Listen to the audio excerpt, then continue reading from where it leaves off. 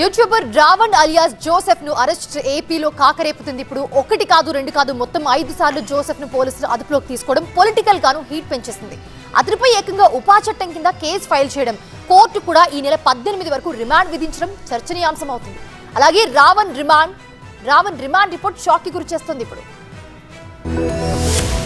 AP deputy CM Pawan Kalyan పై అనుచిత వ్యాఖ్యల ఆరోపణలతో అరెస్ట్ అయిన యూట్యూబర్ ప్రశ్న రావణ్ అలియాస్ జోసెఫ్ అరెస్ట్ల పర్వం ఏపీలో తీవ్ర రాజకీయ దుమారం రేపుతోంది. 4 సార్లు బెయిల్ పొందిన రావణ్ ను 5వ కూడా అదుపులోకి తీసుకోవడంపై మాటల యుద్ధం నడుస్తోంది. ఉగ్రవాదులపై పెట్టే కేసులను రావణ్ పై పెట్టారని ఆగ్రహం వ్యక్తం చేశారు మాజీ మంత్రి అంబటి రాంబాబు. టెర్రరిస్టుల మీద పెట్టేటటువంటి కేసు పెట్టారు. ఎందుకంటే ఈ యాక్ట్ పెడితే, ఈ సెక్షన్ పెడితే లోయర్ కోర్టు బెయిల్ ఇవ్వడానికి వీలు.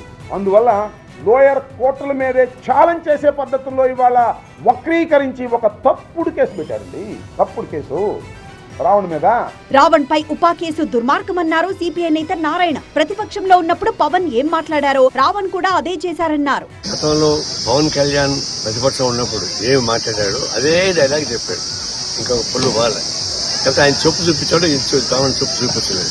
రావణ్ గతంలో హిందూ దేవుళ్లను కించపరిచేలా మాట్లాడారన్నారు టీడీపీ నేత వర్ల రామయ్య. హే రామ్ అనే జగన్ రావణ్ లాంటి వ్యక్తిని ఎలా వెనకేసుకొస్తారని ప్రశ్నించారు. జోసెఫ్ ఎవరైతే ఉన్నారో ఇప్పుడు జైలుకి వెళ్ళాడు, రిమాండ్లో ఉన్నాడు నెల్లూరు జిల్లాలో. అతను శ్రీరామచంద్రుడిని, హిందూ మతాన్ని ఎంత ఘోరంగా నీచంగా మాట్లాడుతున్నాడు హిందుత్వ గురించి. మరి శ్రీరామచంద్రుడిని తిట్టేవాడిని హే రామని నువ్వు మాట్లాడుతూ రాష్ట్రాన్ని రక్షించమంటూ వీడికి ఎట్లా మద్దతు పలుకుతావు?